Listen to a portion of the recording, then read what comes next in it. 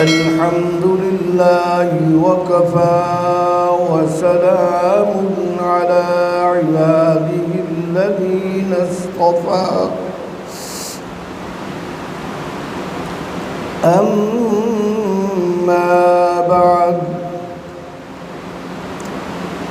قال الله تبارك وتعالى في القرآن الكريم: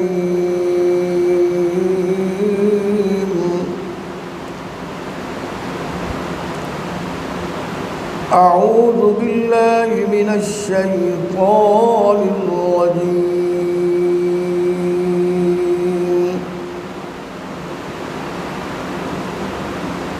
بسم الله الرحمن الرحيم. ظهر الفساد في البر والبحر بما كسبت أيدي الناس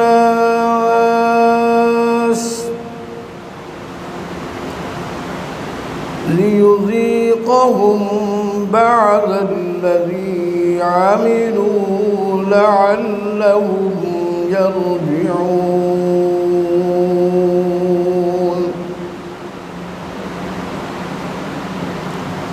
صدق الله مولانا العظيم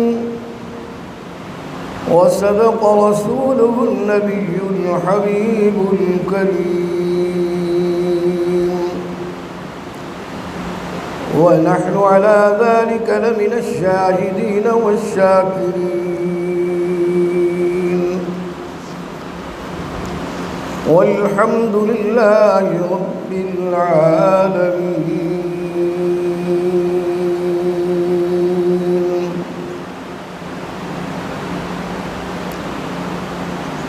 سامعین محترم وعزیز طلبہ، حسب روایت گفتگو کے آغاز سے پہلے خالصاً اللہ کی رضا اور خالصاً اللہ کی عبادت کی نیت سے آقائے نامدار تاجدار مدینہ محمد عربی صلی اللہ علیہ وسلم کی ذات اقدس پر نماز والا درود ابراہیمی بلند آواز سے تلاوت فرمائیں. اللہم صل علی سیدنا و مولانا محمد وعلى آل سيدنا ومولانا محمد كما صليت على إبراهيم وعلى آل إبراهيم إنك حميد مجيد. اللهم بارك على محمد وعلى آل محمد كما باركت على إبراهيم وعلى آل إبراهيم إنك حميد مجيد.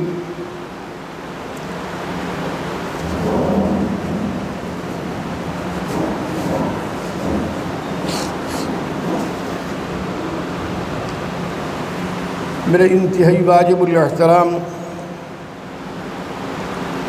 سامعین محترم، آج کے خطبہ جمعۃ المبارک میں سورہ روم کی آیت نمبر 41 آپ حضرات کے سامنے تلاوت کی گئی ہے. دعا فرمائیں کہ اللہ تبارک و تعالی ہمیں اس آیت کریمہ کا مفہوم و معانی دل کی اتھاہ گہرائیوں سے سمجھنے اور پھر اس پر کامل ایمان اور کامل یقین کے ساتھ عمل پیرا ہونے کی کامل و اکمل توفیق نصیب فرمائے۔ بلند آواز سے آمین کہیے۔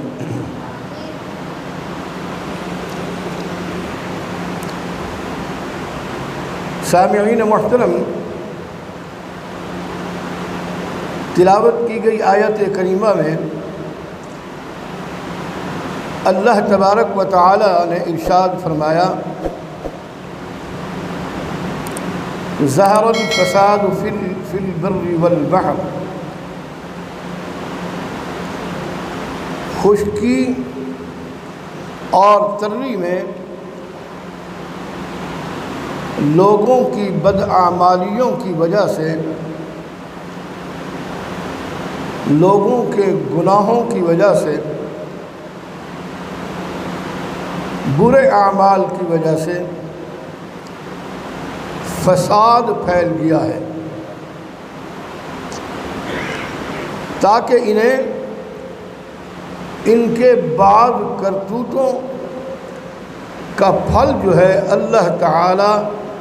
انہیں اسے دنیا میں چکھا دے۔ بہت ممکن ہے کہ وہ باز آ جائیں، اپنے ان بداعمالیوں اور ان برے کرتوتوں سے باز آ جائیں۔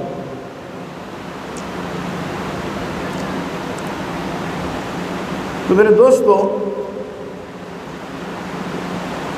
آج آپ اس وقت پوری دنیا میں دیکھ رہے ہیں، پوری دنیا میں پھیلی ہوئی تباہ کاریوں اور ہولناکیوں، پوری دنیا میں جو تباہ کاریاں اور ہولناکیوں کے مناظر ہم بچشم دید دیکھ رہے ہیں، سوشل میڈیا، الیکٹرانک میڈیا کے ذریعے سے، کہ خوفناک جنگیں برپا ہو رہی ہیں، خوفناک۔ اور یہ جنگیں جو ہیں ہزاروں کی تعداد میں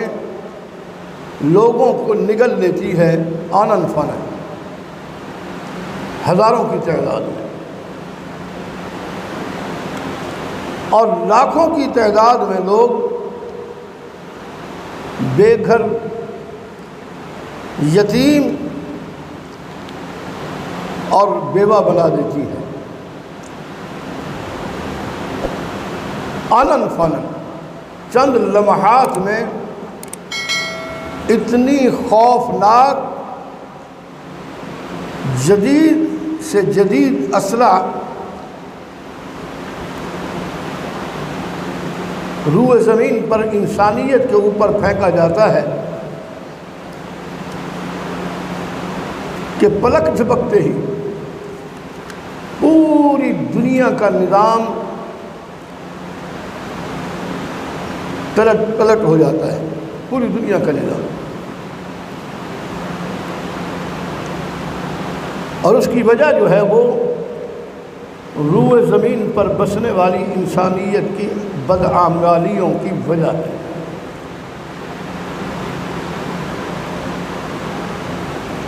ہم نے کبھی اس بات پر غور نہیں کیا، کبھی تدبر اور فکر نہیں کیا کہ یہ اللہ تبارک و تعالی کی طرف سے جتنے مصائب و آلام ہم پر نازل ہو رہے ہیں، ان کی بنیادی وجہ کیا ہے؟ ہم نے آج تک اس پر کبھی غور و فکر نہیں کیا۔ پوری دنیا میں نگاہ اٹھا کر دیکھیں، ہر طرف افراتفری ہے، اہل ایمان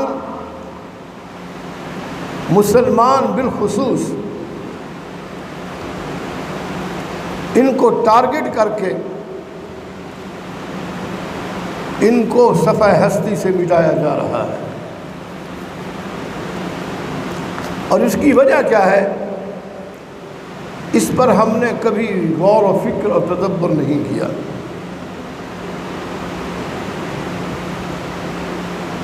مسلم دنیا پر ایسے مہلک اور تباہ کار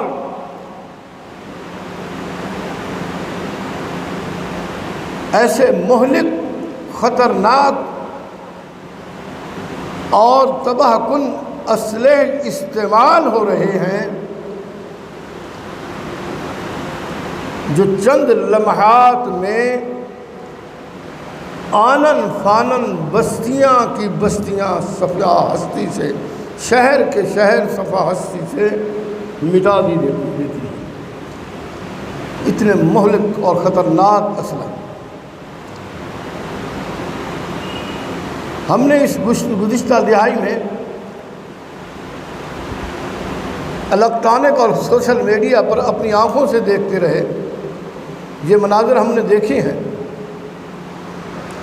لیکن اس کے باوجود بھی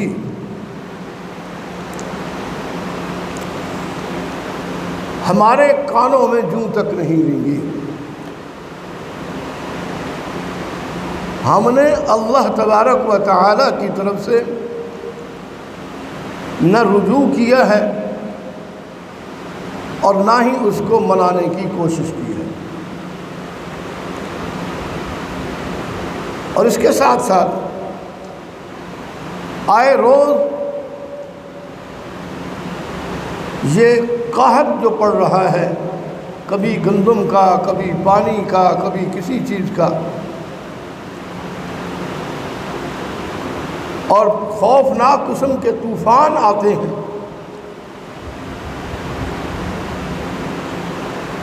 خوفناک قسم کی آندھیاں آتی ہیں، خوفناک قسم کے سیلاب آتے ہیں، یہ سارے کے سارے ہماری بدعمالیوں کا نتیجہ ہے۔ قرآن حکیم نے کھلے الفاظ میں اس کو بیان کیا ہے۔ پچھلی قوموں کو اللہ نے جو تباہ و برباد کیا اور اللہ نے ان کا قرآن حکیم میں ذکر فرمایا۔ قوم عاد، قوم سمود، قوم فرعون، قوم شداد اور قوم لوط کے علاوہ ایسے کئی واقعات اللہ تبارک و تعالی نے اپنے پیغمبران اسلام کی امت کے احوال بتائے ہیں، جنہوں نے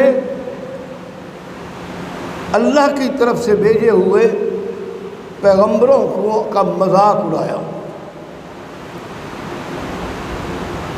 شاعر اللہ کی کھلے عام توہین کی، اللہ کے غضب کو دعوت دی اور کھلے عام گناہ کرنے کے بعد اس پر اتراتے رہے۔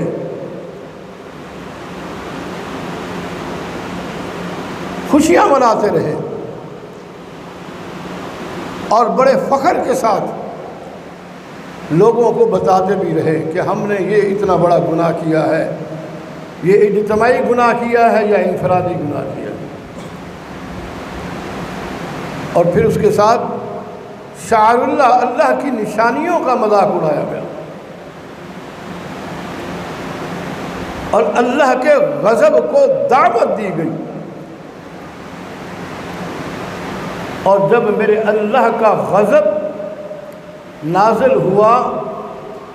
تو پھر یہ قوم چیخنے چلانے لگی کہ ہے یہ کیا ہو گیا، یہ ایسا کیوں ہو رہا ہے؟ تو میرے دوستو، یہ تو ہم اپنے نبی مکرم صلی اللہ علیہ وسلم رحمت للعالمین شفیع المذنبین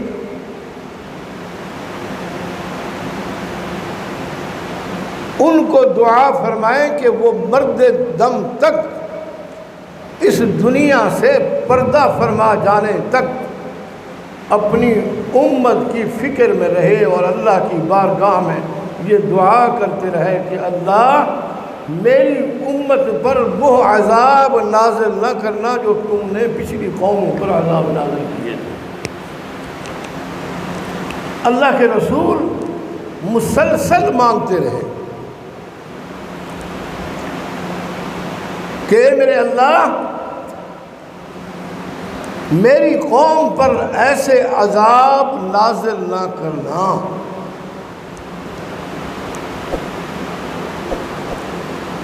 اور اللہ تبارک و تعالی نے رحمت للعالمین شفیع المذنبین کی ان دعاؤں کو اور ان سفارشوں کو قبول فرماتے ہوئے اللہ کے رسول صلی اللہ علیہ وسلم کے ساتھ وعدہ فرما لیا کہ اے میرے پیارے محمد،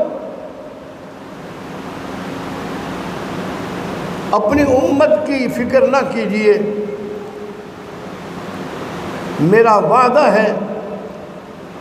کہ میں تیری امت پر وہ عذاب نازل نہیں کروں گا جو میں نے پہلی امتوں پر نازل کیے۔ لیکن اگر ہم آج اپنے گریبان میں دائیں بائیں اور آگے پیچھے نظر دوڑائیں، ہمارے جو بد اعمال اور بدکاریاں ہیں،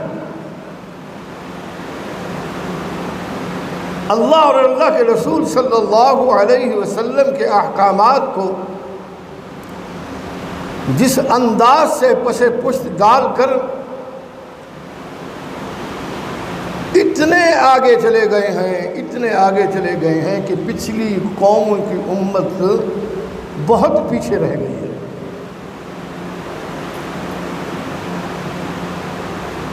وہاں پر تو ایک چھوٹے سے گناہ پر اللہ پاک عذاب نازل فرما دیا کرتے تھے۔ اگر کسی نے ناپ تول پر کمی کی ہے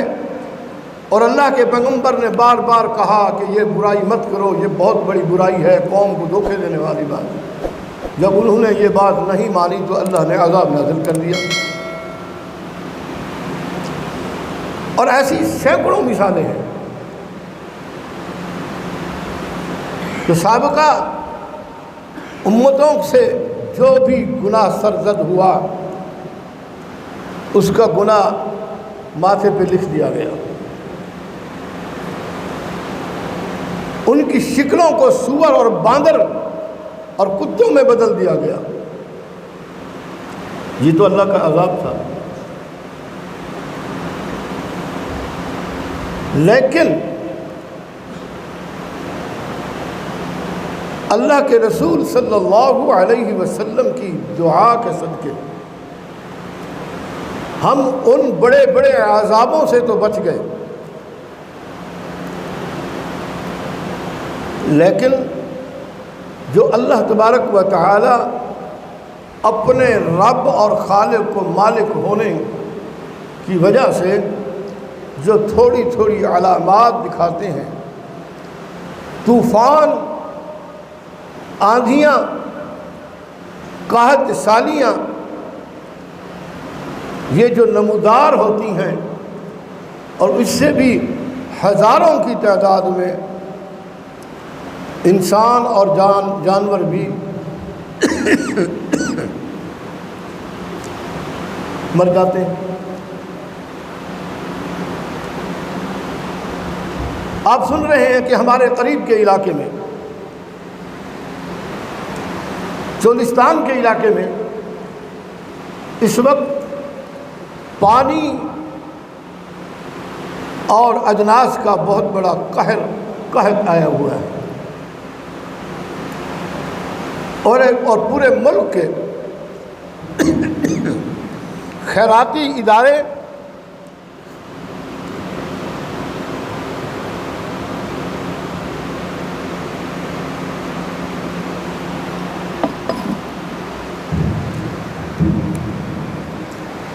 چولستان کے باسیوں کے لیے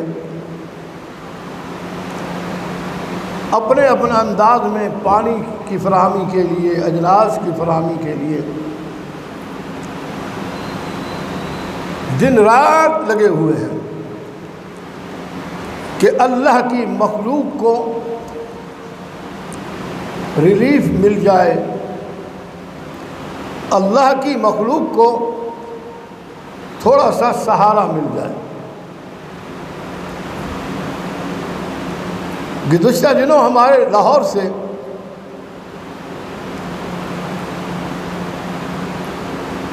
شیخ الطریقت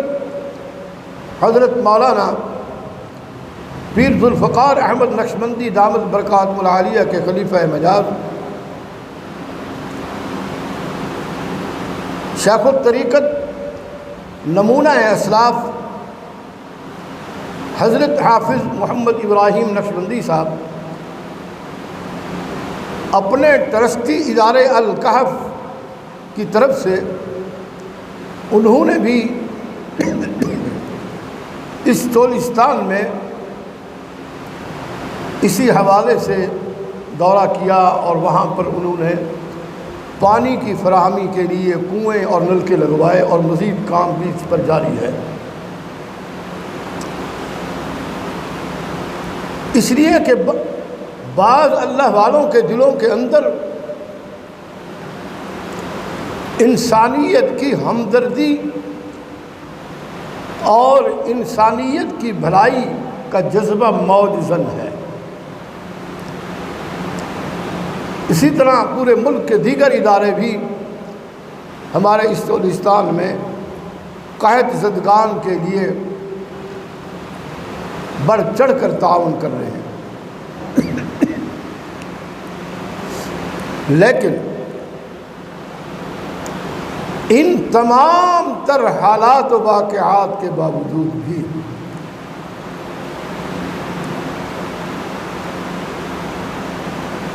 ہم اہل ایمان کلمہ گو مسلمان اپنی ان کھلی آنکھوں سے اللہ کی طرف سے یہ آزمائش اور یہ پریشانیاں دیکھنے کے باوجود بھی ہم اپنے ان بدعمالیوں اور گناہوں سے باز نہیں آ رہے۔ تھوڑا سا ہمیں ریلیف ملتا ہے، تھوڑی سی آسانیاں پیدا ہوتی ہیں، پھر ہم آنن فانن اپنے قدموں پر پیچھے لوٹ جاتے ہیں اور اپنے ہی جاری کردہ وہ جو اتنی بدعمالیاں ہیں، جو برائیاں ہیں، اس کو پھر گلے لگا لیتے ہیں، اپنا لیتے ہیں۔ یعنی کہ اللہ کے غضب کو، اللہ کے قہر کو مسلسل دعوت دے رہے ہیں کہ اللہ ہمارے اوپر وہ عذاب نازل کرے جو پچھلی قوموں پر اللہ نے نازل کیا تھا۔ لیکن میرے دوستو، اللہ تبارک و تعالی نے شفیع المذنبین رحمت للعالمین محمد الرسول اللہ صلی اللہ علیہ وسلم سے وعدہ فرما چکے ہیں